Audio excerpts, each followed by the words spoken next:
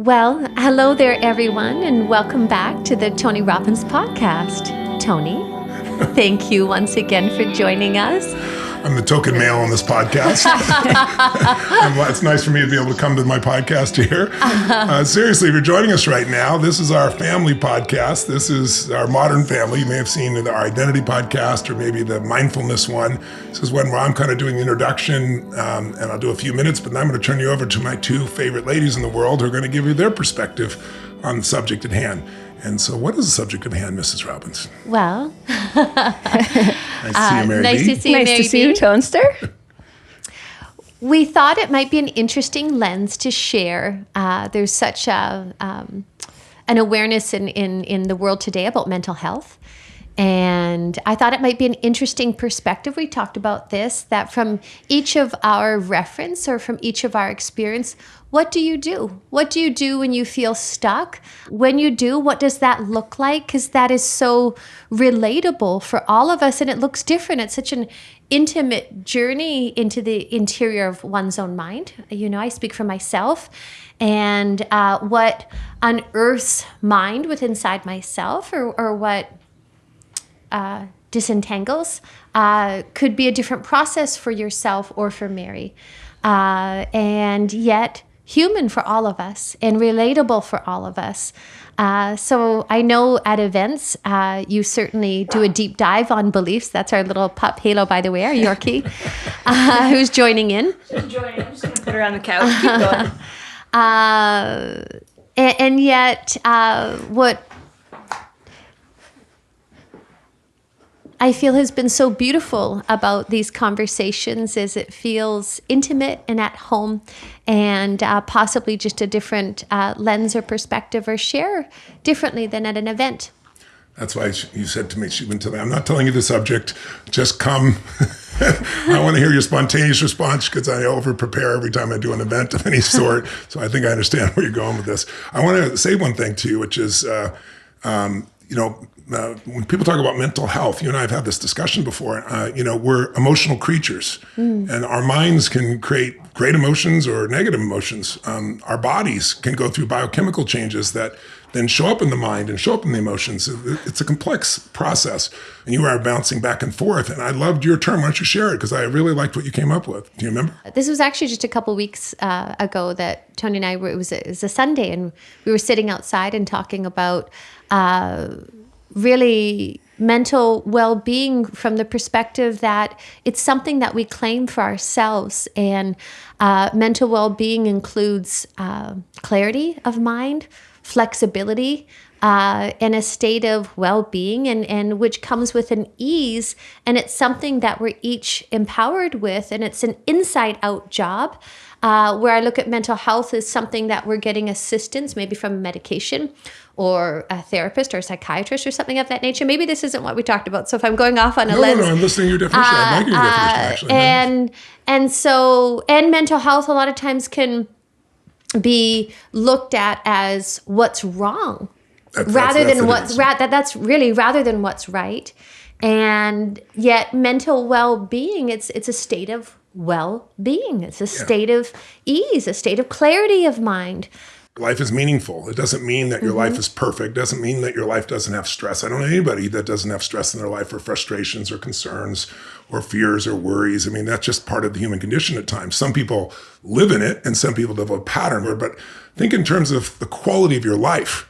If you have a sense of well-being, what are your relationships like? How does it feel when you wake up in the morning?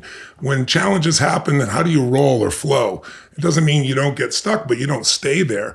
And to me, it's a state of readiness. It's emotional fitness as opposed to, emotional intelligence. Emotional intelligence is really valuable. Intelligence is a resource. You can be a smart person and be smart in this moment. But a state of fitness is different. That's why I use emotional fitness when I describe it, is because when you're emotionally fit, you're ready. It's like my muscles are ready. Something happens, I can make it happen. And I think, mental well-being is a state of being where you're able to enjoy your life, you're able to find meaning in your life, and you're able to learn from the challenges, and nothing really, smashes you. If it does, you pick yourself up very quickly. And it's just like being fit. The more mental well-being, the greater the balance of that in your life, the better you can roll, because listen, the one thing that's universal for all human beings I found in my life, and I've had the privilege of working with the most successful to the most challenges in 195 countries now, every country in the world. And I can tell you, nobody escapes this world without extreme stress at times. You might think they do. You might think, oh my God, their life is so great because they have this perfect family or this perfect business or this perfect economics or this perfect education or whatever you think it is. But I get to see people from every walk of life and every culture, the most successful, most challenging. Everybody has a place where they get tested. And that's part of being on this gift of this planet where we're here in an Earth school figuring out, who we are and what we're about, what we are here to contribute and give and create. But I think one of the skills of that mental health, mental wellness, whatever you want to call it, state of well-being, is your ability to deal with challenge quickly and not get stuck. I think stuck states, if I was going to give you my 2 cents for you guys to might want to play here, is to get your perspective on how do you get out of stuck states? Because it's all been there. You're stuck in a relationship and you just can't get through and you get pissed off or you get frustrated or you get sad. Some people get angry and they fight. Some people run. Some people freeze. Those are the 3 patterns we all have when we get across something that's overwhelming to us. What is your pattern and what can you do so you don't get stuck in that pattern and you get out of it really quick? It's not that you'll never get there. It's just you don't stay there. That's how you have a great quality of life. That's why I like that word fitness. I mean, you use fitness and you use flexibility, Flexibility, yes. Emotional fitness and emotional flexibility. Something about having flexibility in there translates to yes. If you're prone to getting stuck, okay, my goal is flexibility. Asking for a friend. Tone, I have a question for you. Okay, Do sure. you mind? Please. I'm going to throw it back to the archives here. Remember this guy? Yes, I do. I like to call him Power, my first book I wrote when I was 23. So my question is, if you have only recently come into the Tony Robbins ecosphere, if you're listening out there, you might have come in through his most recent financial books, or Life Force, the most recent health and vitality and longevity book. But before that, there was this guy. I really like this guy a lot. I love my tiny Tone. And this book in particular, Tone, I have to say, this, I walk away from and I'm like, okay, I can get a grip when I need to get a grip on things.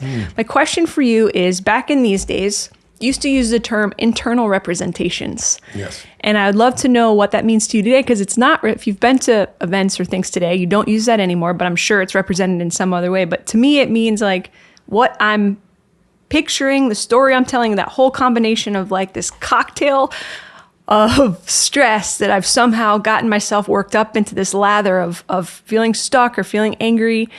And I know that I'm representing it to myself that way on the inside. And I know it's not like that in real life. Yes. But talk to me through that lens. Well, my focus in my first book at 23, I was, figuring out how to help people and help myself. I looked at what helped myself, and what helped myself was not getting stuck in my head. It was having a bias for action.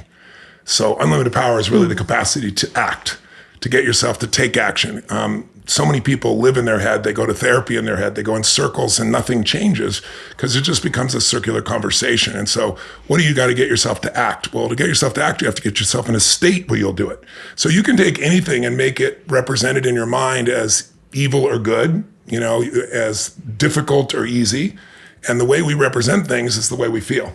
So the example you've heard me use before is going to dinner and you're supposed to meet your spouse, your boyfriend or girlfriend at 7:00 at night, and you get there at 7 and they're not there. What do you feel? I ask people.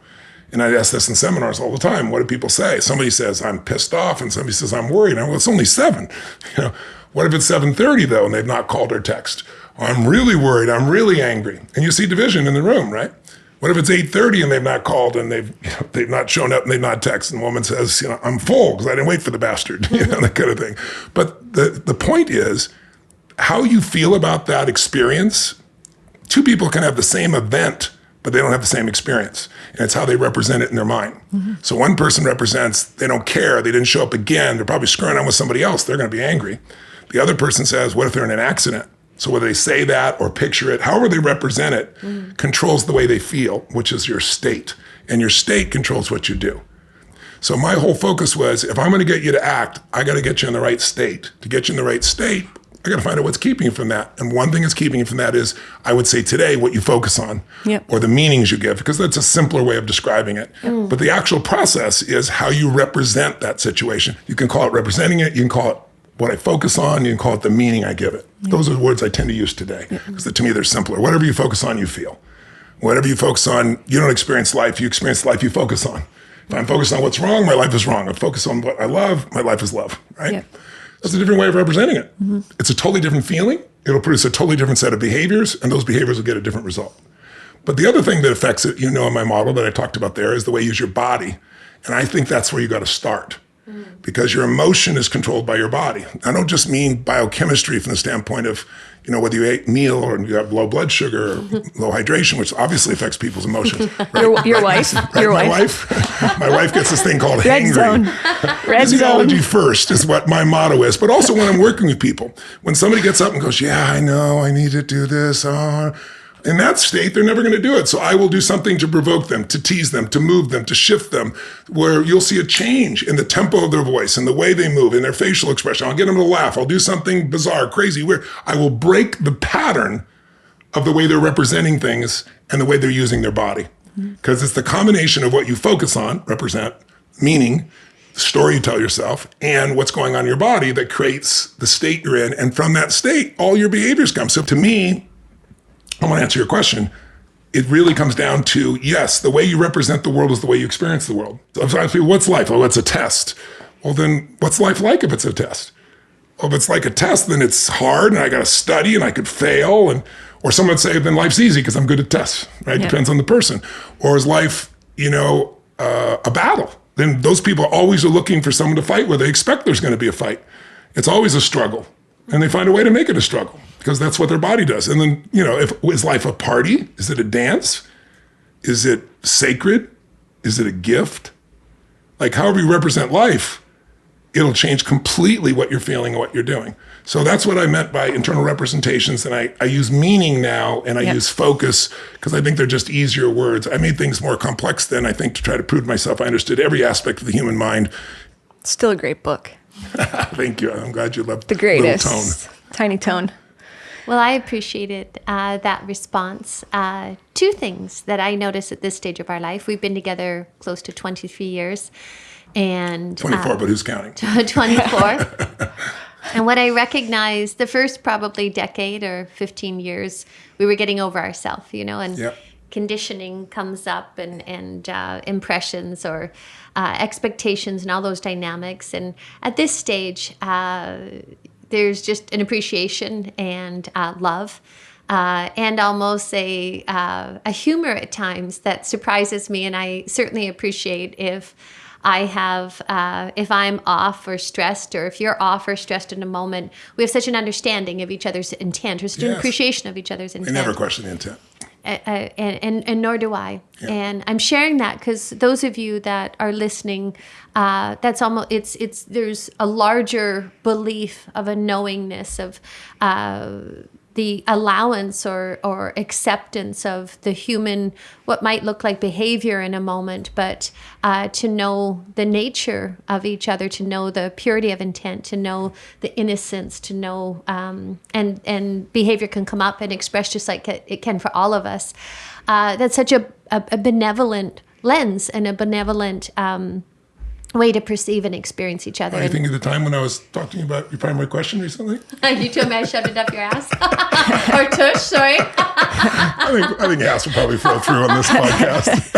Oh, boy. My wife was telling me what's going on, and I was, listened for a very, very, very long time. Did I not? Love that we're sharing this right now. I was sharing all this, and at the end I said, honey, you might want to consider the possibility that, those you understand, we all have a primary question we ask, and sometimes those questions enhance our life, and sometimes they don't.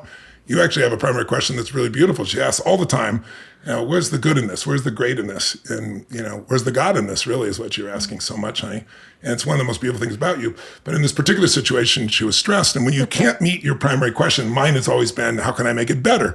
And if you can't do it, you feel a little crazy inside. I'm not doing it justice here because we have so little time, but I teach it at Date with Destiny.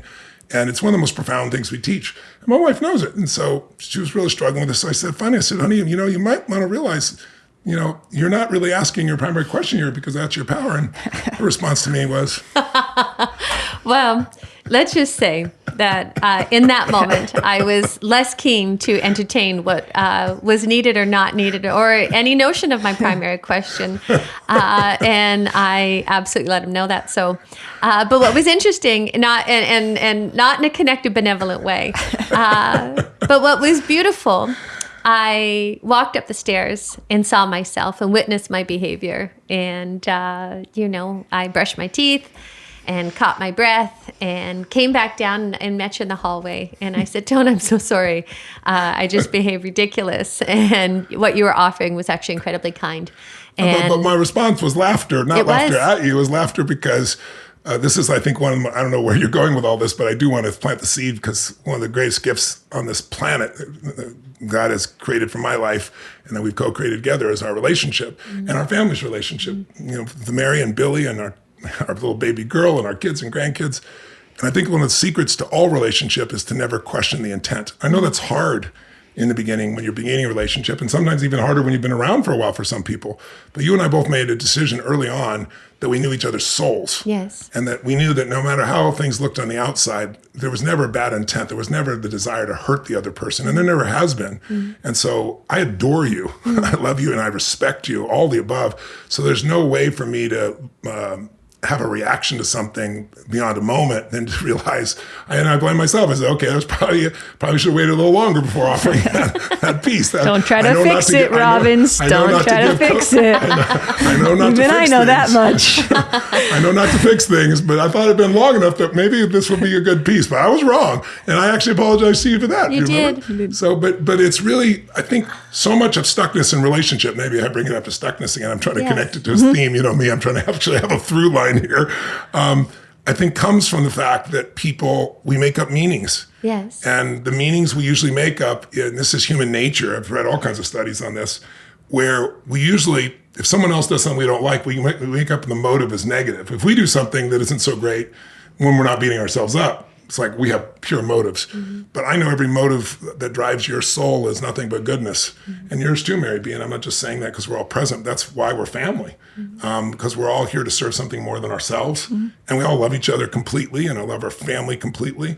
And that's such a gift because when you have that foundation, all the other things you're going to face in life, you can deal with. And I know not all of you have that yet. And I'm not claiming that you do.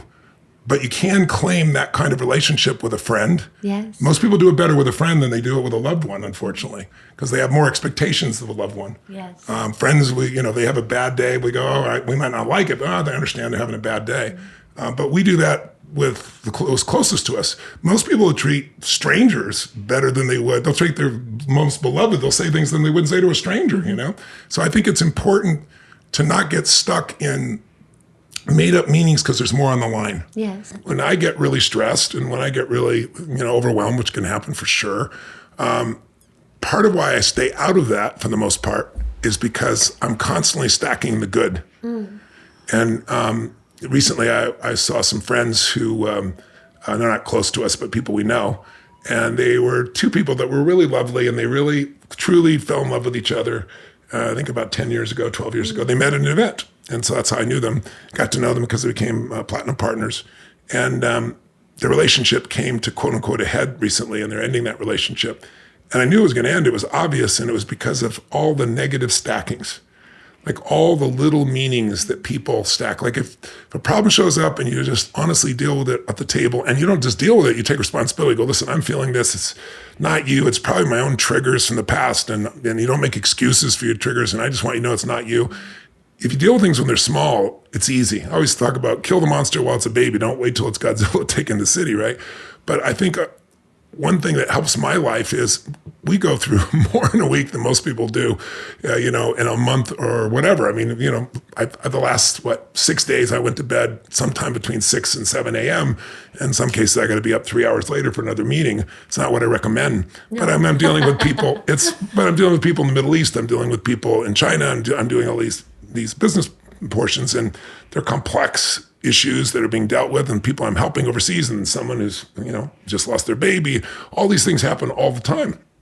But what keeps me going is every single day I stack the good. And if I'm ever really stressed, the first thing I do is change my physiology. If I'm really stressed, and by the way, you can be stressed and no longer think you're stressed anymore. Something was stressful and it's over. You've resolved the problem or you resolved the argument or whatever somebody went through, but that energy's still in your body. It's there. And so what I'll do is I'll go, what's your thing you tell everybody? My Pearl, what did she say, Mary? If somebody works at a seminar, we're at an event and it's a real stressful event. They're crying their eyes out. Their makeup's halfway down their face. All right, go wash your face, brush your teeth, get back in here. You're fine.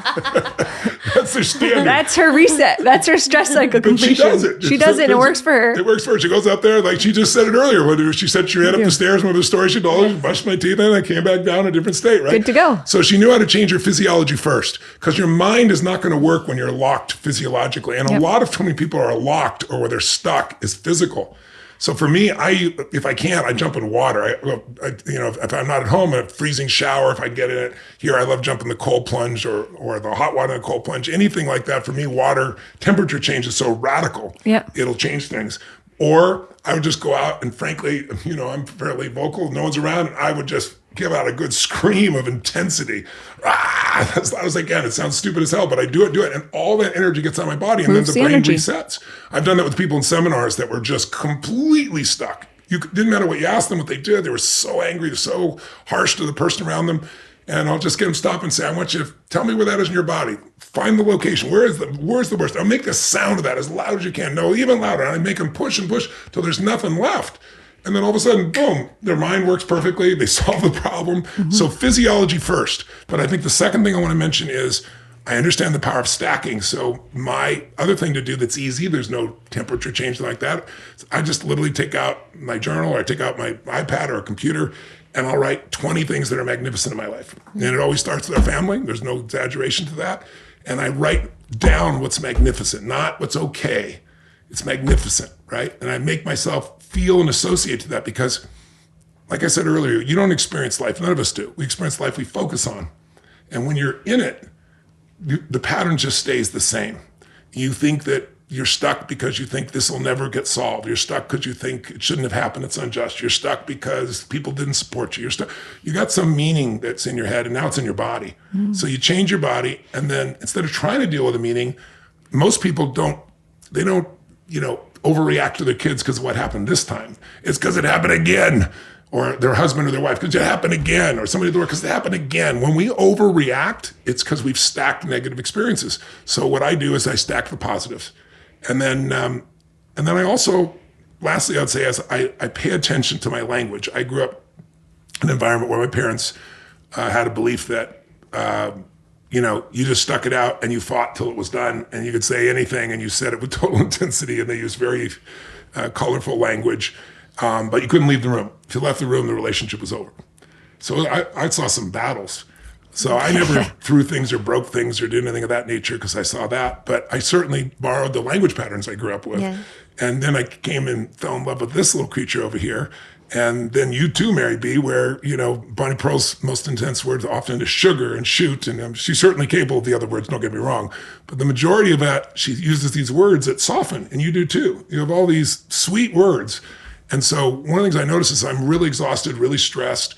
My language patterns change. I'll curse, on something, not at a person, just in the situation. Sometimes I'd use that for intensity. Shoot isn't strong enough for what I want to express in a situation or move something. But it's good to notice your language patterns because if you soften the language patterns, like this is stupid, this is crazy, versus this is curious, or isn't this wild, or isn't this interesting that we're doing this pattern again, as opposed to what the hell is wrong. Tone, I like when you give us I'm fascinated. That's right. This is really fascinating to me as opposed to what other F word I would have used in the old days. So I just think those are three things. Look at your physiology, look at your stacking and unstack by stacking new things, and then language. But I'd love to know, Mary B, what do you do when you're getting stressed? Sincerely, what do you do to get out of it? Because you do a great job of it. You understate your value in that area. I'm so glad you mentioned stacking because that's one thing I learned from you that I'd never had the understanding of before. But yeah, when it feels overwhelming, when I have the sensation or the feeling that stuff is on top of me, to use a terrible metaphor. Life feels too much to handle. It's because, right, I have all these things stacked. Or sometimes it's not even a whole bunch of things. It's just, you also tell me sometimes things have to be decoupled. Yes. And so sometimes I'm just like, I have this thing, and they're not even related, but they're happening together. And it feels like this goes, if this goes, that goes. Yeah. And it's like sometimes just pulling two things apart is enough for me to just get the spaciousness I need to come back into sanity. Yes. To be like, okay, I'm not completely, my brain isn't completely useless because I'm just so. Yes. You're also good at gratitude, Mary B. Yeah. I think that's when you say that's fair, I mean, one of the reasons you're beloved by some people is you're so incredibly loving and sweet to everybody, Mary B. Even times when it's difficult, your nature is, you hold an identity for yourself as being a good person to your core, and you are. But I think because of that, you constantly build gratitude. And I think that's the thing that I've seen you come back to. Yep. You pull the thing apart and it's like, no, this is all part of the process, and I'm so grateful. I'm so grateful for this and this. How you speak that way, I think that's one of the patterns, at least I observe in you. Is it true? Yeah, those big beliefs. Like, I think it's so helpful. I think there's a section in here of beliefs that, I'm making this up, but like these aren't in there, but my go-to ones are like, everything happens for a reason. That's or right. Just something that no matter what, knowing that I actually really do believe that with conviction, that kind of, okay, if I really believe that, which I do, then this too shall pass, then whatever it is. I saw, my Pearl and I were talking about this the other day when we were having lunch outside. I was saying, I think it was a group of actors. I think Tom Hanks was one of them, a group of them. They were all very successful actors and very successful men in the business, at least. There weren't any women in the group. And they were like, as men sharing, which men don't usually do, like, what's the one thing you wish you would have known that would have made your life a lot less stressful? And Tom Hanks said, this too shall pass. And you should have seen all their heads going up and down. Sly Stallone was here the other day, and we were having some really cool conversations. He's one of the coolest people I know. He's just a really amazing human being, and all the things he's gone through, people have no clue.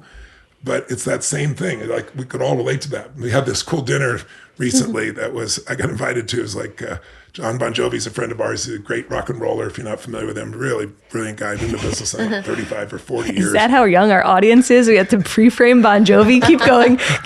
I just can't hold this in. I don't know. I hope they know who he is.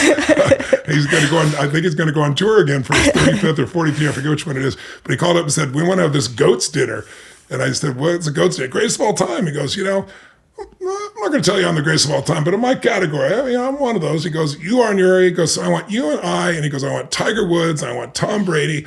And he said, I want Tom Ford from fashion, and I want Slide. All get together and have dinner. So we had this really cool dinner, and it was a privilege even to be there. But what struck me is what you thought people talk about. I'm not going to reveal anything. It was shared there. It was private, of course. But what I noticed, number one, was the most important thing that people were dealing with all they've succeeded in their life was relationship. Every single one of them, to some were really great, some more challenging at times. And then also was just all the pathways we've gone through, all the challenges we all faced, and how much we value them now. How you look back on them and go, thank God that happened. I can see that made me so much stronger, it made me care so much, made me create so much more. And my part, I hope you tell us what you do. And you came up with what you told me you do. And I never even knew this. And I've been with you 20 years. This internal thought you have that you use. I thought it was beautiful. It was not this too shall pass. It was a different one for you. Will you share it? Yes, of course. I want to mention one thing, Mary. Another thing that you do that I find ever so beneficial and useful is when you get enough clarity of mind, you use humor. And you'll mimic back and replay back the circumstance. Not harsh, sarcastic, but tongue-in-cheek, exaggerated, and that will invoke a laughter, and that it feels like the only thing sometimes that can move me out of fear.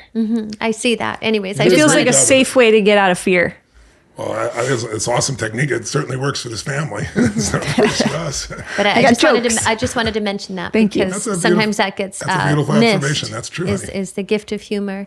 What do you do when you start to feel stuck, honey? Oh gosh. What do you do? Well, you've both talked or mentioned the fact that I go up and wash my face and brush my teeth. I mean, I don't do it every time, but the purpose of that is to get some distance so I can self-reflect. Yes. So I can recognize what possibly I've missed. So so I can perceive, With fresh eyes. with fresh eyes, but also heart. myself. Yeah. Because usually if I'm upset, I'm seeing it outside myself. And so I get distance so I can actually self-reflect and see myself in it. And then when I recognize that it's me, because it is always me, I from there look to act, and it usually looks like I'll reach out and just like I did in that moment and say, I'm sorry, I was behaving ridiculous, and thank you for knowing my intent. But I'll usually look to apologize to clear that energy. You do. The other thing, then, if I'm really stuck, I will remind myself that all is well. That's it. Yes, I'll remind myself and how do you do that? All is well, and I'll use an affectionate name. Sometimes I'll say sweetheart. Sometimes I'll say all is well, Bonnie Pearl. All is well. And I'll usually look outside if I'm not outside, just to broaden perception, because all is well. Yes. All is well. The waves are crashing. The wind is blowing. Birds are coming and going. Like life is happening. All is well. No matter what I'm believing and thinking, or no matter how acutely tense of stress that I might be experiencing, that's in my own internal view. Because if you look out around you, all is well. Yes. Life is happening. People are laughing. People are walking. People are talking. And that is always so humbling. And so that is definitely an internal lens of a reminder that no matter what is happening, all is well. So definitely all is well. Many times I'll ask myself a question, what have I missed? And if I'm not able to, say if I'm really stuck and I'm blind, a lot of times I'll come to somebody else that I love, and I'll say, look, in this circumstance, what am I missing? Because I actually really have a hunger to see, to understand, and specifically to see myself, because that's the only thing that I can shift and change. As you know, inquiry of the 4 questions of, is this true? Byron Katie's, that I find that ever so useful. Or even sometimes if mind is really going and I'm feeling like, ego is just justifying and rationalizing and really building an architecture inside my mind, I'll be like, okay, what am I actually even believing? And I'll just write down whatever that is, the one statement, and just look at it. And it looks ridiculous to me.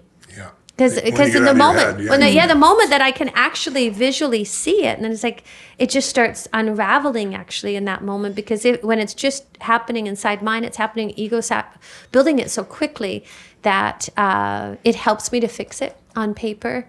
And then I look to take responsibility. And that's freedom. Completely selfish. Yeah. I want to clear it up. I want to clear this space inside of myself and inside of anybody that unintentionally I may have hurt by my tone of voice or intensity or lack of awareness. We all get stressed. We all get overwhelmed. We all misinterpret things. We all have triggers from our past. But our job is not to say, you're triggering me. Our job is to notice those triggers and get rid of them. Stop engaging in them. And sometimes that takes a little time to do. But over the years, if love is the guiding force, we've done that. And if you ask me what the greatest gift of my life is, there's no question it's our relationship and our family.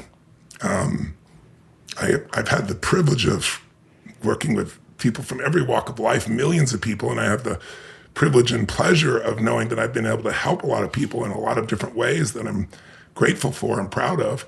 But there's nothing more important than those you love most, and you having something that continually grows in its depth of love and its depth of appreciation, its depth of gratitude, and its depth of respect. But I think you have to start there and enhance it. It's not some place that you get to someday because people treat you a certain way. Yes. It's a line in the sand that you set because it is so important. I agree. I love you. I love you too, sweetheart. I'm curious, don't you feel, honey, for those that are listening right now, maybe going through a really challenging time or a really painful time, or they're stuck, or maybe they just got a diagnosis, or they have a health challenge, or their beloved does, or possibly they just lost their job. Hindsight is so beautiful because you have broader perspective. And yes. So we've all experienced loss at a physical level. We've all experienced disappointment. We've all experienced relationships that we thought were one way, they became another. We all experienced people we thought were friends that maybe weren't. So disappointment and pain are part of life. It's what we do with them, and we're all going to feel them. And I think it's important when they happen to let it touch you.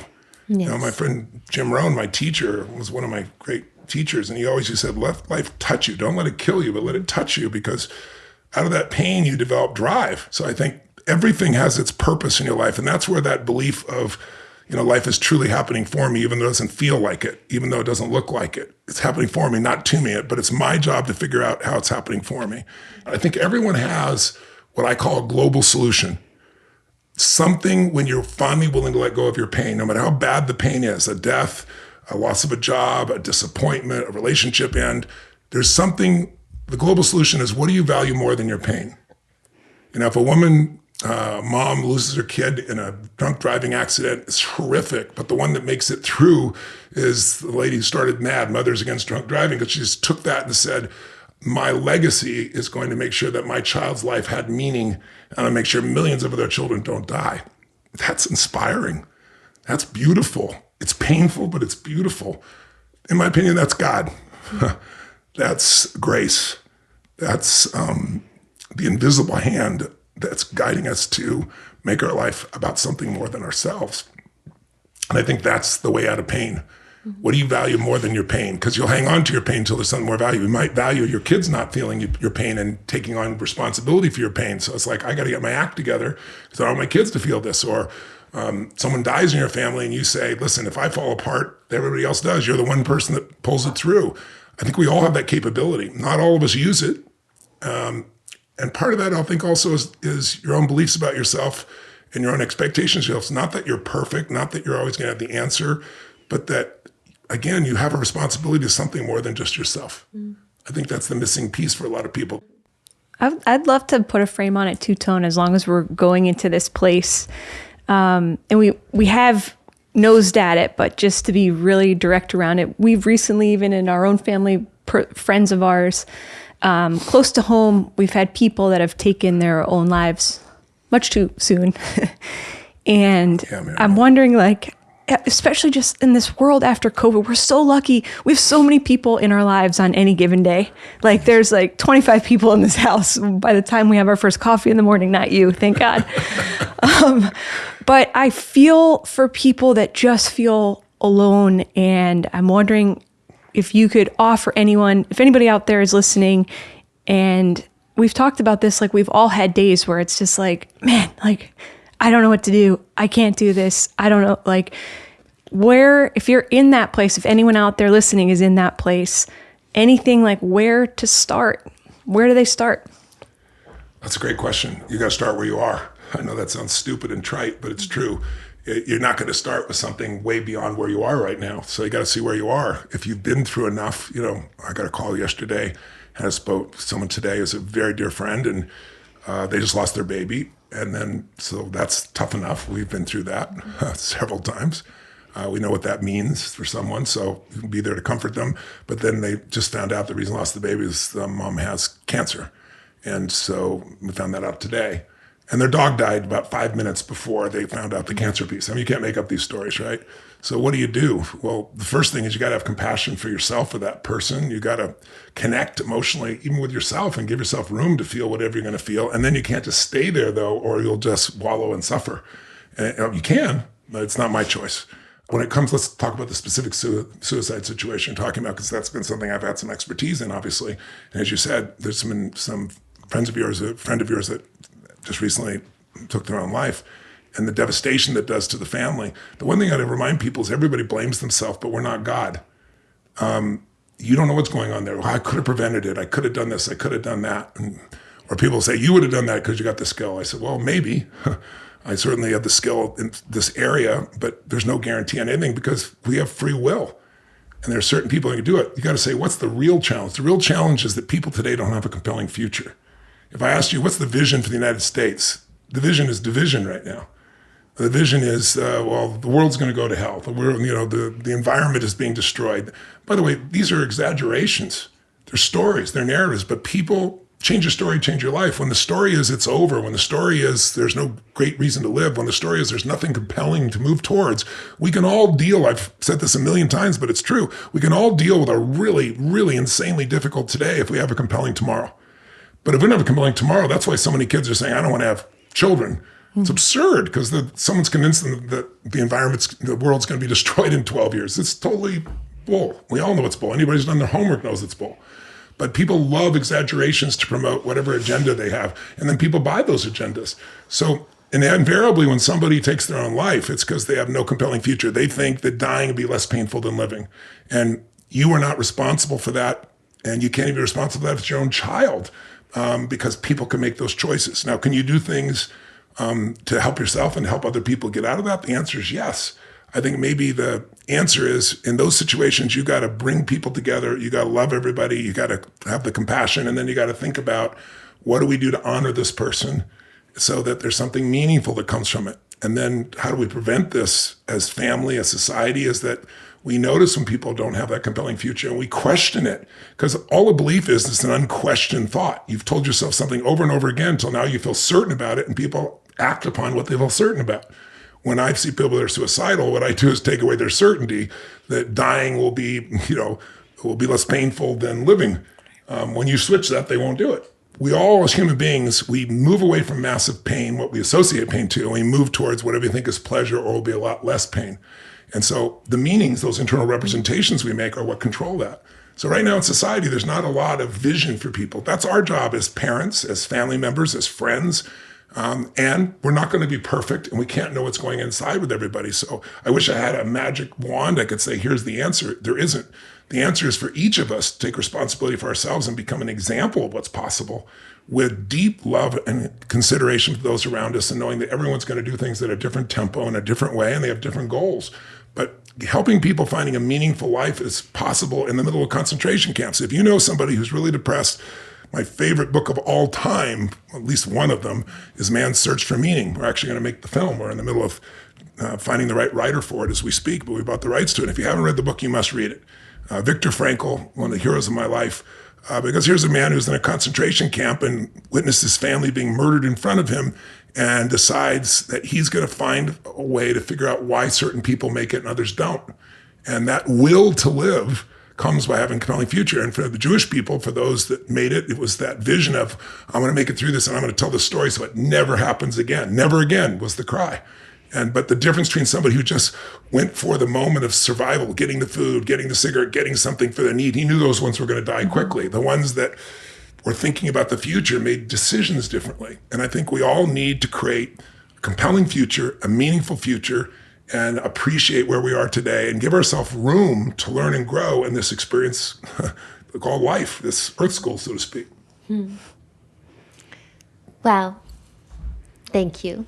And when I think of originally what was the intention of these conversations, it was that people would experience how we relate to each other, the love that's in this family, knowing one day our daughter and our children will listen to this. Oh, that's beautiful.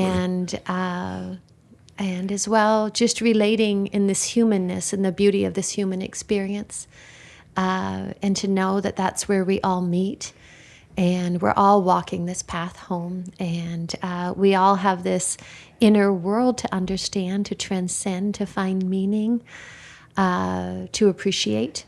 And, you know, our daughter's just over 2, and there's this little book called The Listening Rabbit. And for those of you that have somebody in your life that maybe is going through a challenging circumstance and you just don't know what to do, I'm going to do a dreadful job of recapping it, but just let me give you the lens of it.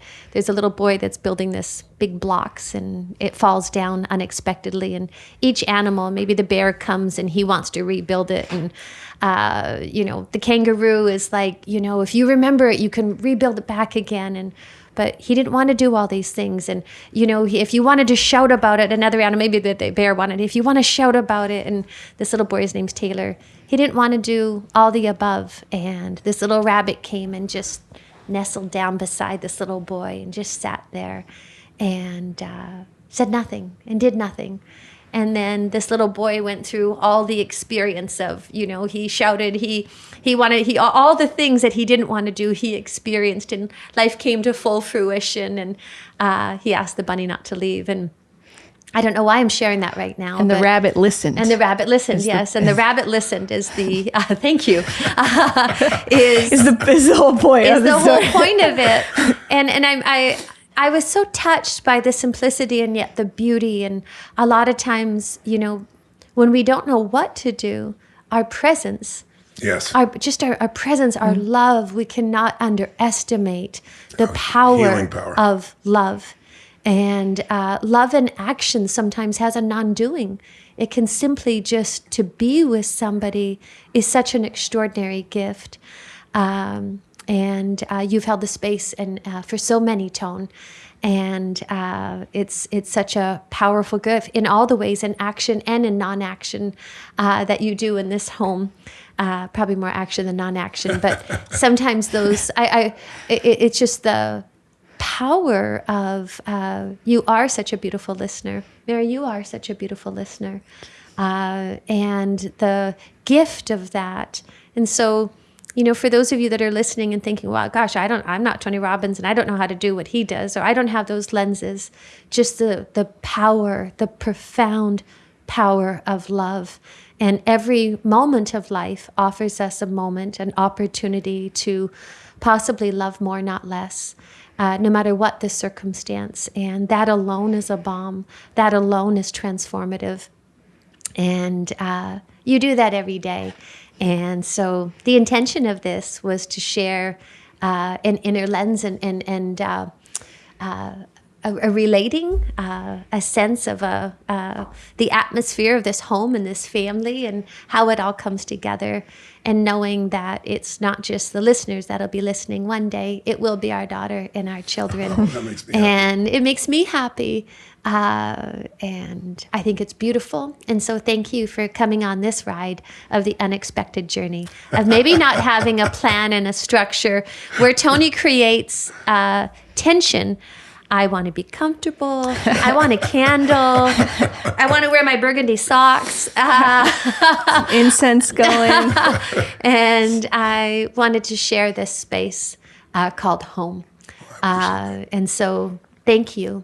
And thank you, sweetheart. You create this space called home, you and Mary together. The sounds, the smells, you can't come in our house. Everybody comments about the music, this is amazing. It feels ethereal, or the smells of this place, the flowers and the incense and all those things.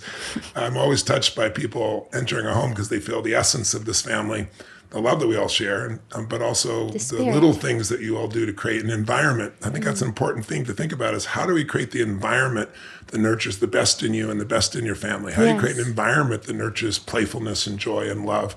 Thank you. Thank you. Thanks for having me on the Tony Robbins Podcast. Anytime, Tony Robbins. But it's been a great visit. I love you both so much. And those listening, I hope there's some seeds in here for you. If you start to feel stuck, that you'll be a little nicer to yourself, a little kinder to yourself, because kindness can also break the pattern. It's not always easy, especially those of us that are tough on ourselves. But as the years go by, you begin to realize you're wasting your time beating yourself up, because all that does is lower your energy, and a lower level of energy leads to more mess ups. Better to probably just appreciate these are part of the dynamics of being human, and then just see what works for you. Is it changing your body really in a strong way? Is it writing down all the good stuff? Is it remembering some core belief like it all happens for a reason and purpose and it serves me, or all is well, life's always happening for me, not to me, some core belief that goes beyond? Or is it some global solution, something that you value more than your pain, something or someone you value more than your pain, something you want more than your pain? And then just realizing that we're all here continuing to learn, and that as long as we continue to learn, as the months and the years go by, you get stronger, you get wiser. It doesn't mean you don't have challenges, but you have better quality ones. That's really the goal. But I've always said, Date with Destiny, the biggest problem people have is they think they're not supposed to have any. And the truth is, problems are a sign of life. So if you have a problem, it's just calling to you. But hopefully you trade your old problems for better quality problems, different quality challenges, and we continue to grow. Because if you grow and you give, when you grow, you have something to give. You grow and give, then them, life is really meaningful. It is. And love is the most meaningful thing of all. And it's hard to love at a deep level if you've also not gone through pain or suffering or disappointment or frustration, because then it's just fake. It's just like chemistry. When you get beyond chemistry to something that has depth, that's when life really has that magnificent feeling where you feel like it's all a blessing. It's all a blessing. Isn't it? It is indeed. Love you guys. Good talk. Love you, listeners. I don't know you personally, but I hope we meet you someday. And we hope some of this serves you when you get into a tough position, or you can use this to help somebody else. Blessings to you.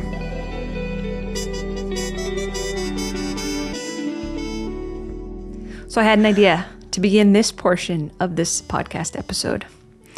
I would like, do you want to hear it? I'd love to. Okay, great.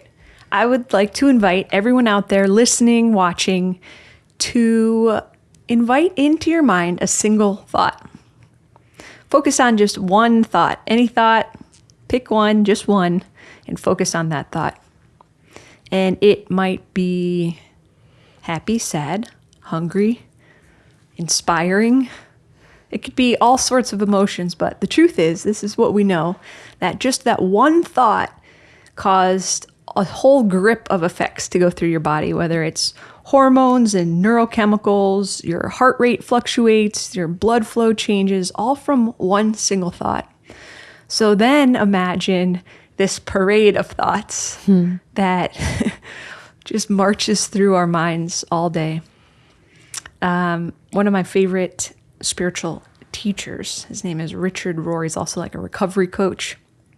He says, like a monkey ceaselessly swinging from branch to branch, our mind ceaselessly jumps from thought to thought. And that's kind of what we're talking about here today. What do you think about all that, Sage Robbins? Well, I certainly have some monkeys in my mind that can swing branch to branch.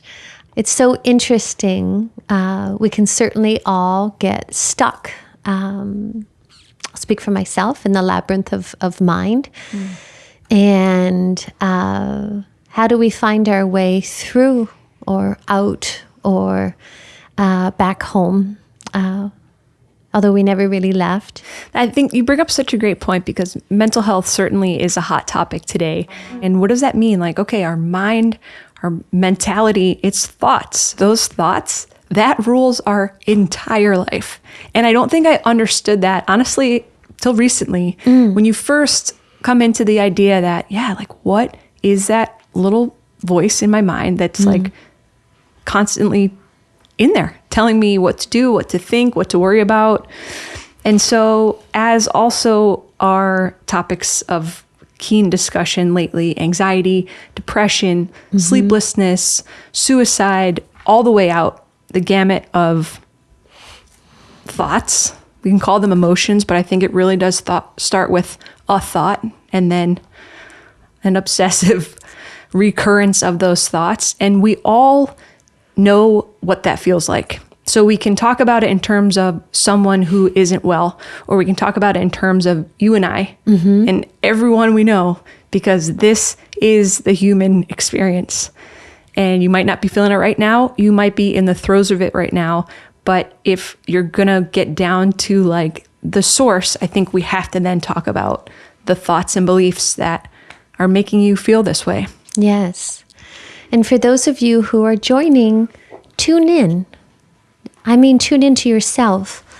I invite you to call your attention back to this moment and back to the sensations within you. I know that we've walked through this practice on our meditation conversation, but it's really the same practice of noticing. A lot of times, so much in our life can be on autopilot. You know, we're not even aware of what we're believing, thinking about a circumstance.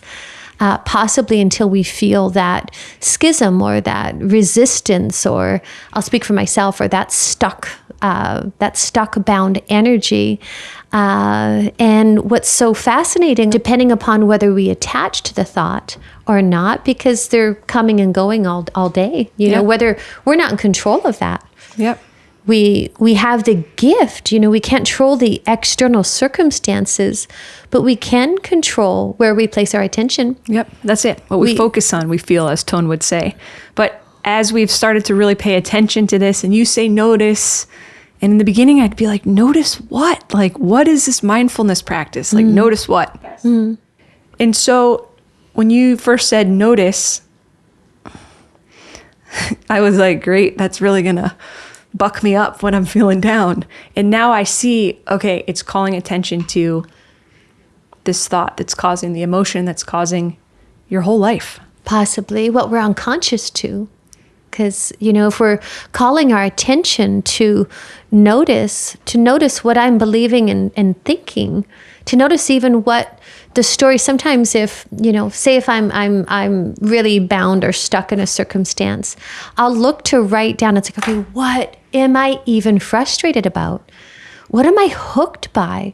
What am I so charged at? And if I was to have a conversation with you, Mary, oh gosh, mind ego could just have a heyday and be so utterly dramatic and add all of its rationalizations and justifications and assumptions. And yet to write it down in a short sentence, like what is it for myself that helps me to fix it? And because otherwise, from my own reference, mind, ego mind is building a whole architecture, building this architecture, justifying what I'm believing and thinking, even if it's completely false. I know from my own reference, when I'm stuck in mind and it feels bound, it feels permanent. And for my own, these are just slight things that I find helpful. I'll say to myself, hey, sweetheart, it's only energy. It's simply a thought. And, that lens or that belief that it's only energy because it's reality. Yeah. And energy can shift. It's not something that's this cement building that, would take such force to move or to plow over. No, it's a thought internally in mind. We are energetic beings. It is energy, and energy moves. And so when I'm bound, I'll remind myself of that because it feels like a permanent challenge. Yep. It feels like, oh my word, if I'm, down a rabbit hole in something that I'm suffering with and feeling so in it, so in mind, either in sadness or frustration or anger or believing whatever thought it might be, that feels permanent in that moment. And those moments feel like the longest moments ever. Isn't it interesting how when we're having a great time and in unbound blue sky, it's like, wee, and time goes like so fast. And but those moments, like right after you have an interaction with someone that didn't feel right, and then you just process it. And the minutes after that are just like, you see it again, you see it again, you see what they said, you see what you said, you see what you didn't say, you see what you would have said if it happens again. I speak for myself. It feels hellacious to suffer. It feels like it's going to last forever. It feels never ending. It feels physically, it's not just a mental experience because the body follows mind. It feels grueling. It feels depressive. It's a depressive state. Does that mean I'm depressed? A fixed identity? Does that mean that it's a permanent condition? It means no, it's a wave. It's a wave in this human experience that we all navigate. And I find that extraordinary, that there's nobody that is excluded, no matter where we come from, no matter what life experience, no matter who you are. The President of the United States suffers as much as I or you would. Might be different threads, but we all know pain. We all know joy in moments. We've all suffered and felt sadness or anger or frustration. Those are common threads because they follow common beliefs or common thoughts that we all have. It's not even personal. Human thoughts. Yes, we believe that we're thinking them. But we're being thought. Tony would call it like a flavor. What flavor is it for you? Is it mad? Is it sad? Are you scared? Are you worried? Are you anxious? Are you pissed off? Are you frustrated? Whatever you're like, oh yeah, I get this, whatever it is. That's what we're talking about here today. Yes. and what that feels like. And you might be like, I don't suffer. Okay. Do you fall right asleep at night without a care in the world? You just drift off blissfully to sleep? Or are you one of the millions of Americans that need to ingest something of some kind to fall asleep? Like, what's going on? We're living in a different world today where, there's less of us or less of our children, but even us as adults that, are in nature. And being outside is a way to decompress. It's a way to have a broader perception that, oh my gosh, there's all this life happening. You feel the sun on your face, or you hear birds tweeting, or whatever that might be for you. But that, it makes us, for myself anyways, feel so small against something so vast and so large. I just feel like just like an ant would be walking along. We're the same. Yep. And so for myself, getting out in nature, and I recognize that a lot of times, we're spending how much time on our phones, on social media, just, these, and then that's training us to what? The younger generation, that I need your love, approval, and acceptance. I need your attention. I need you to confirm what I'm saying or posting is okay, and I want you to like it. That's painful. That's painful to want anybody to like you because, not everybody does because of their own references. For those of you listening, maybe some of you might enjoy what I'm saying. Some of you might think, gosh, this is completely redundant, and it might be. Because it's human, and this is where we all meet. Just the other day, I went to the beach, and nobody was on the beach, and I was sitting there, and I was believing I was going to do a meditation, and then I just started feeling the sand, and I was just feeling the sensation of the sand in my feet, in my hands, and I ended up rolling on my tummy in the sand, and I didn't care about being dirty. I didn't care about anything. I was actually just feeling like the earth, feeling my body, my being in that moment, and where there was nothing. There was no stimulus. There was no phone. I had nothing. It was just me, and there was a couple birds trotting around, and that felt free. I'm not doing a great job articulating. I ended up walking into the beach or into the ocean with my clothes on. And that felt honest. Well, that's a radical change of your physiology. And just, I don't know, sometimes we can get so civilized of, I need to go get this, I need to go get my bathing suit, I have to do this. And it was like, do I? Yeah. No, actually, I feel like just immersing right now.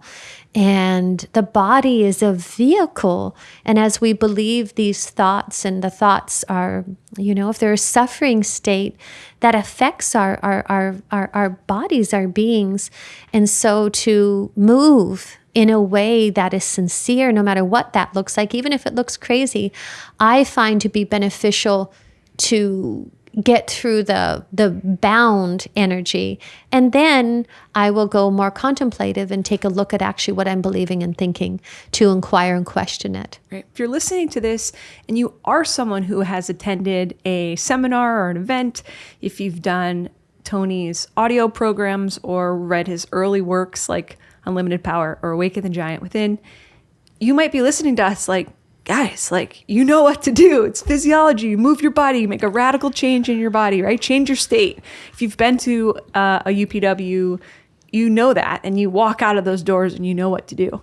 We are suggesting that even though we know that there are times when life happens, and it's between the people that you often love most, or at least care about in some way, that like you feel a level of emotion that even though you know what to do, you get, I call it stuck stupid. Like I get stuck stupid. Of course I have all these tools at my disposal, but as a human being, we still get hooked. And it's like, I can't even think straight, like, let alone like have the wherewithal to be like, yep, physiology first. I should go, make my little move. And it's like, that is exactly what you should do, in fact. But what that radical change in your body might look like walking into the ocean, if you're lucky enough to have an ocean nearby. It might look like, hey, I got to make a sound. I need to make a movement with my body. Yes. Go somewhere, wherever you need to go, that you can do it. But mind follows body as well. So if your mind is, if your stinking thinking has got you down, then your body can snap it out. Cold plunge many times too. I will not go in the cold plunge. I will take a nice hot shower. That does the trick for me. Or a bath. some sort of like physical bodily washing to be like, wow, I want to like get this feeling off me. And it is, in the same way that Tony will teach, we could ask someone what they're after, what motivates them, what drives them, what their outcome is, however you want to language that. And they can tell you anything they want to tell you, but dig under it and it's a feeling that we're all after. So when we're stuck, there's some little red flag waving like, hey, this does not feel good. I would like to feel differently. And sometimes, that's you just brought up an interesting point. I would like to feel differently. And sometimes we don't. We don't feel differently? Well, I'll share my own experience. Sometimes it's just, this is what it is. And allowing that to be in a moment, not that it's not as permanent peace. I'm not saying I'm going to stay there, but just recognizing that, this, whatever it is coming up to the surface, and connecting and having compassion that this must be coming up to the surface to be understood, to be healed. Yep. And not, I've certainly distracted myself. I've certainly numbed myself. I've certainly avoided, all the threads that really take me from in the moment from what's actually most real, what's most honest. And I don't even mean honest from an external perspective, just like what is true. And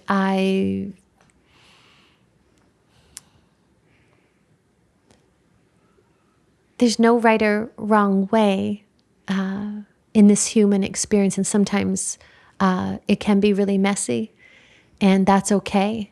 And it's not meant to look a certain way.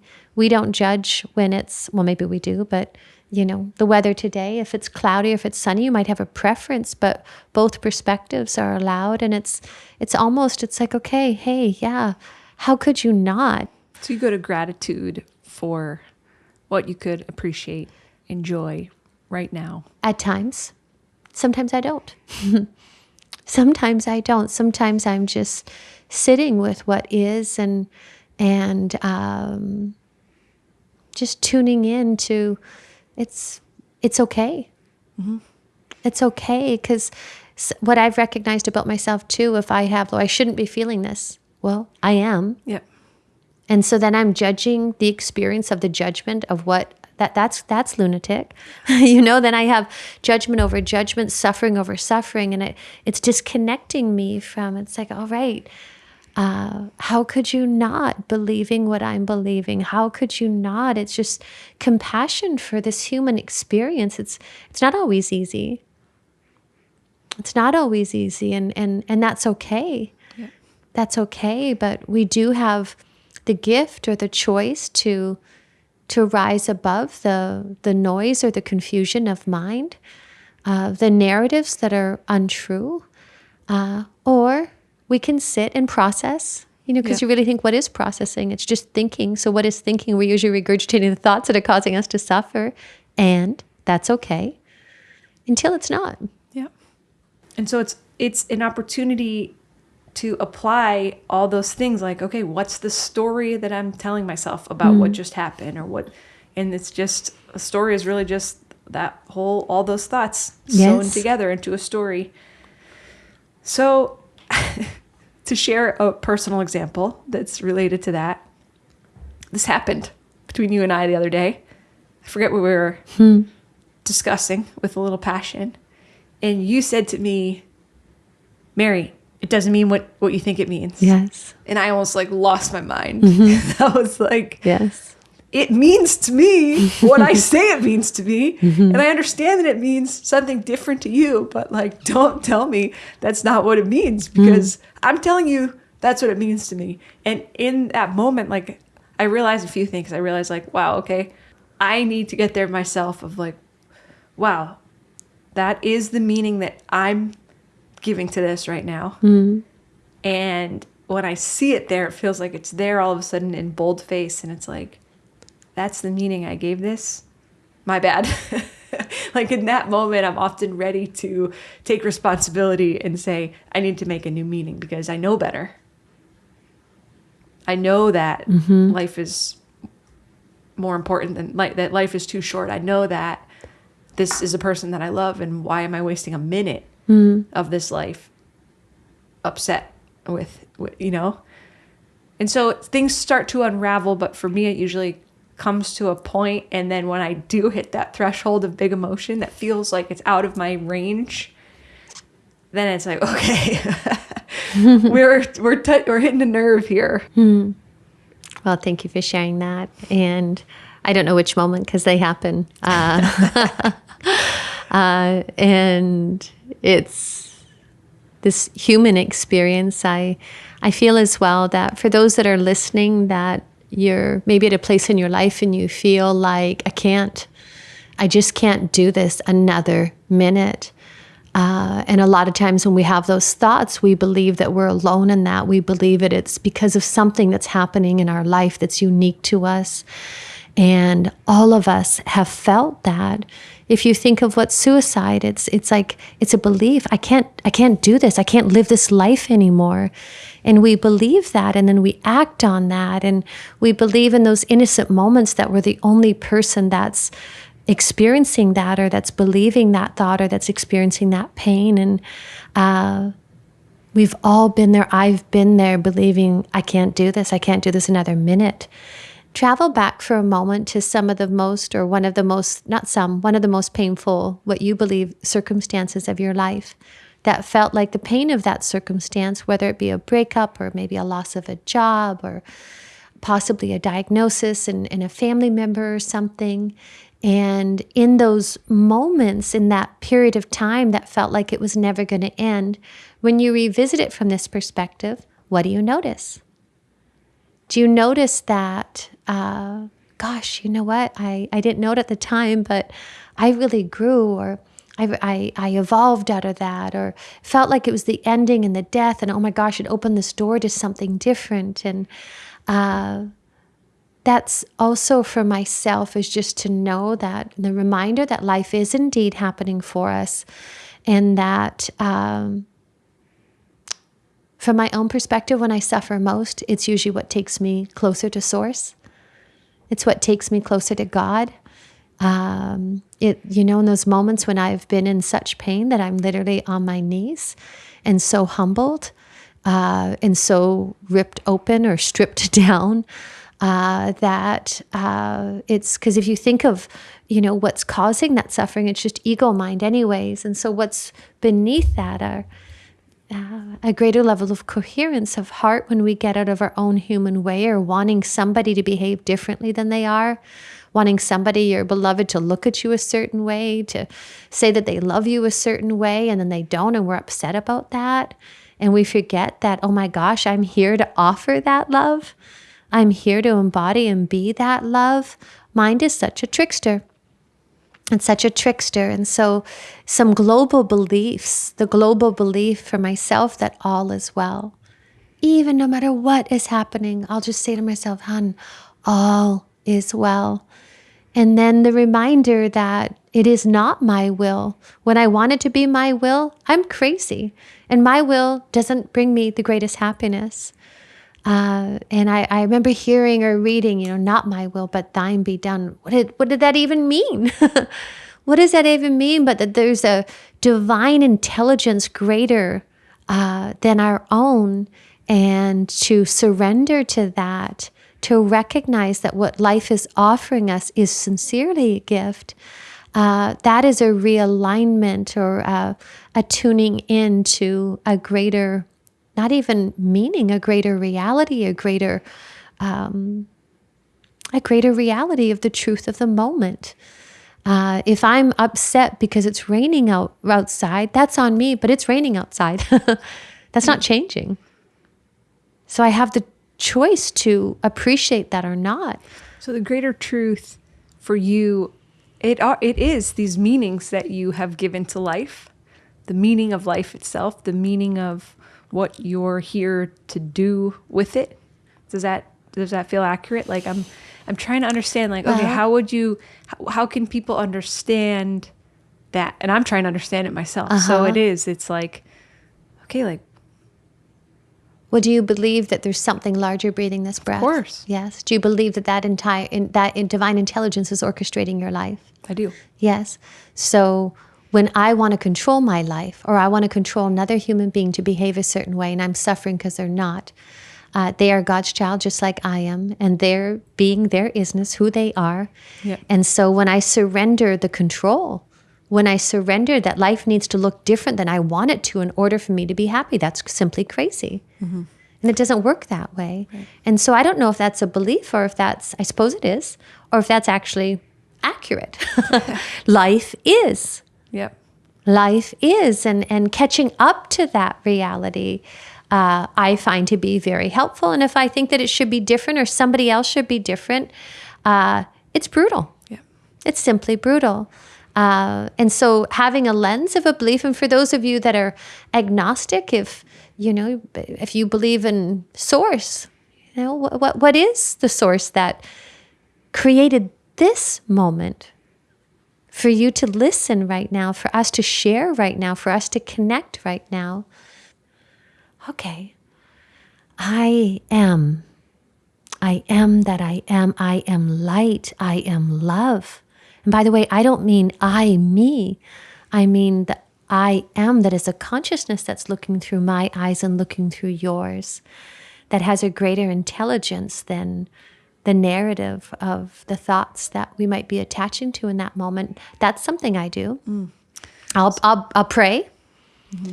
And the other day I was walking up the stairs and I was like, dear Lord, I know that that this is selected for me. This life, this moment is happening for me. Thank you for connecting me to that truth right now. Do I see it in an instant? No, but it just creates that opening, that softening, because that's all it really takes sometimes, is just a softening of the lens, of the grip that gets so tight. The reminder of our own innocence, and whomever is that life is placed, alongside of us or across from us, recognizing their innocence as well. I find that ever so helpful. I think that what you're saying is, what I'm hearing is you take it to some kind of higher identity, and you almost get in touch with your highest values. Like I realize, I'm realizing with the way what you do naturally ties into like what Tony would teach, like why is it so powerful? It's not just Tony. It's like a list as long as my arm of psychologists that say when you're really in touch with your highest values, when you've consciously given time to think about what is values, what do we mean? Just what's most important to you in life. Then when you're hooked in a moment, or you're feeling like this wave of whatever it is, anger, sadness, depression, anxiety, it's like, come back to what is most important to you. And oftentimes it should be so strong and so emotional that that's enough to knock you out. Like if you say you don't lose your connection to God, your identity is so that's so strong for you. It reminds me of this priest that I had in college, a friar, said to me once, Mary, let your problems bring you closer to God, not take you away from God. Amen. And that's part of, I think, what you do is when there is an issue or a circumstance or a situation, that's when you're like, okay, God, that's when you really do some talking. With my whole heart and soul. Because isn't that why we're here? To come closer to life itself, to connect with this divine miracle. And sometimes when things are going, there's so much that we can take for granted. So if it takes something, a thought, an experience, a diagnosis, a loss of a job, a loss of a relationship that decimates us in that moment to, I am not in control, that's humbling to me. To recognize that there is something greater that we're living, that we're serving, that's remarkable. And I believe that is why we are here in this existence, for us all to touch upon that reality And pain can be a catalyst for that. I don't know if you think of painful times in your life, did they take you closer to God, closer to life, or further away? Sometimes in the moment, it might be further away. When I look back, there's a stripping of what's false. There's a stripping of what's synthetic. There's a stripping of what's no longer needed. And that feels very honest. And that doesn't always happen day to day. That usually happens with something that's really a painful circumstance. Mm-hmm. It doesn't have to be. A lot of times it has been. I'm speaking from my own reference. Yes, I find that at this stage of my life ever so accurate.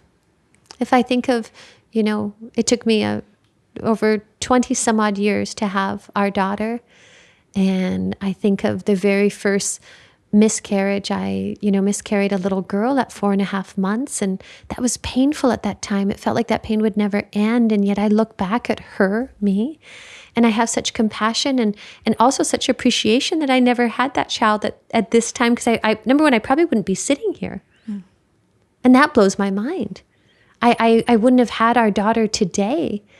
And that really blows my mind and heart. And then all the other miscarriages along the path and all the other what perceived to be loss. I didn't have the wisdom in the moment to realize that life was happening for me. But from this perspective, I recognized with every fiber of my existence that life was happening for me. I'm just catching up to that. I was just catching up to that reality. And that's really beautiful to appreciate that, all of it, because it carves us, it opens us, it calls us, it tunes us, it reminds us, or at least it's an opportunity to be as such. I agree. That brings tremendous clarity. And in that clarity, a state of clarity of mind, I experience well-being. I experience more flexibility and clarity of mind. I experience more ease. I experience more peace, more happiness, until the next opportunity when I'm stuck stupid and I've got monkeys flying through mind. And this beautiful process happens all over again, because life is always offering us a moment to wake up. I think that's beautiful. We hope that this helps you come home. Thanks for joining. Thanks for tuning in. Thank you for this moment. And just know that you're not alone, even when it might feel like you are. We sincerely all meet in this thing called life. Those are certainly all the attributes that has led me here. So I'm thrilled to be with you and meet you. Thank you. We're on the same team. If you're listening, we're on the same team. See you next time. Bye for now.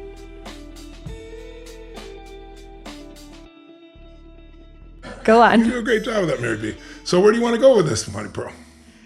Well, why don't you ask me a question to start with here? You be the interviewer here, and I'll give you my best answer since you're the one wanting to make this go a certain direction. And I have a question for Tone, too, when you're ready. Okay, great. Where would you like to start?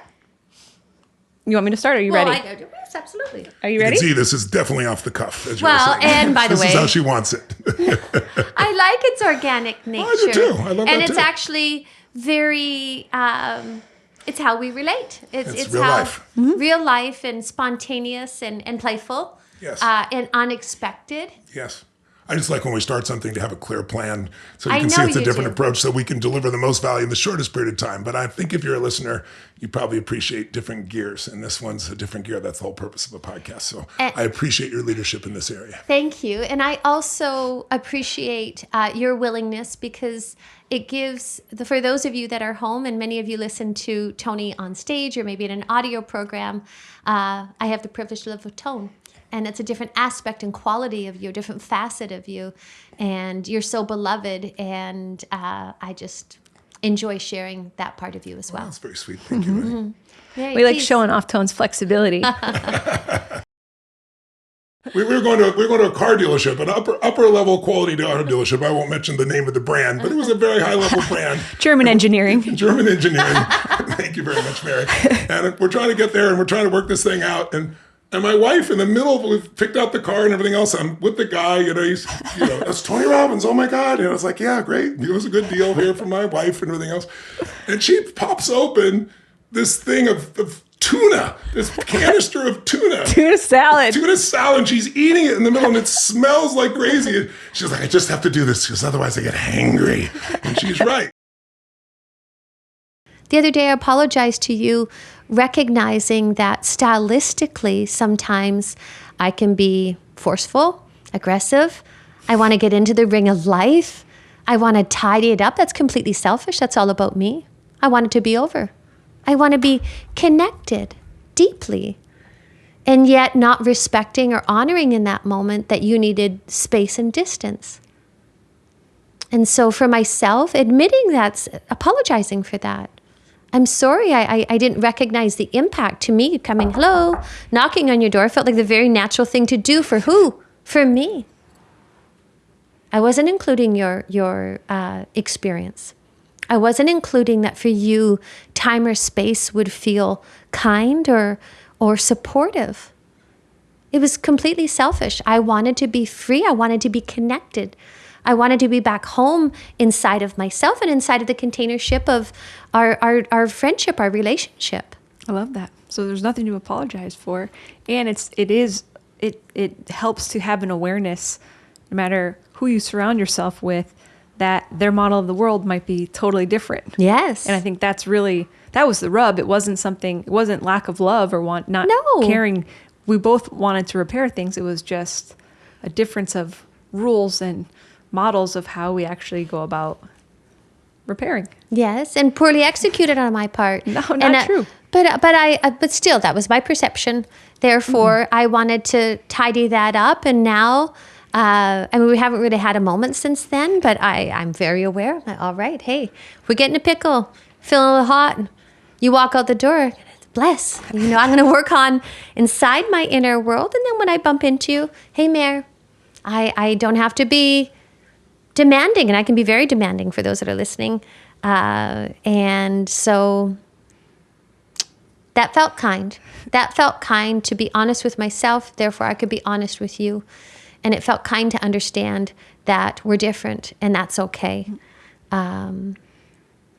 It's very kind. That's that. It's very kind, and I appreciate it. And it's also, okay, so you might make that modification, and then my work also becomes, hey, she's probably going to come knocking on my door any moment. Oh, no. I can be ready. Like, what? And I'm not knocking. Amount of time. You're going to be in there all by yourself. How much time am I going to be in there? How much time do I need to process, for example? As long as you want. And so my work will be, hey, she's just coming to do the same thing the place that I'm trying to get to. But I do think it's helpful to acknowledge, like, sometimes if it just feels like, why is this person acting this way? They're probably thinking, like, why is this person acting this way? Our models of the world are different. Here we are. That's okay. We don't have to change the other person's model of the world to get along with them just fine. True. Or love them a whole bunch and live really harmoniously and still have some shakeouts like humans will, and then be like, whoa, what did I learn from this? What's my blind spot? How do I still need to grow? There's more work to be done. There's always more work to be done. Inside the garden of the mind.